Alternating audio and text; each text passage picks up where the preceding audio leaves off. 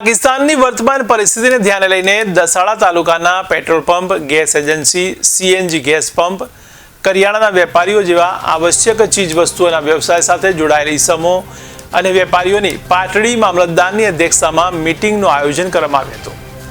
જેમાં જો કદાચ યુદ્ધની પરિસ્થિતિ નિર્માણ થાય તો આવા સમયે સરકારના ધારાધોરણનો ચુસ્તપણે અમલ કરવો, જેમ કે પેટ્રોલ પંપમાં સ્ટોક 95% મેન્ટેન કરી રાખવો, 30% રિઝર્વ સ્ટોક રાખવો,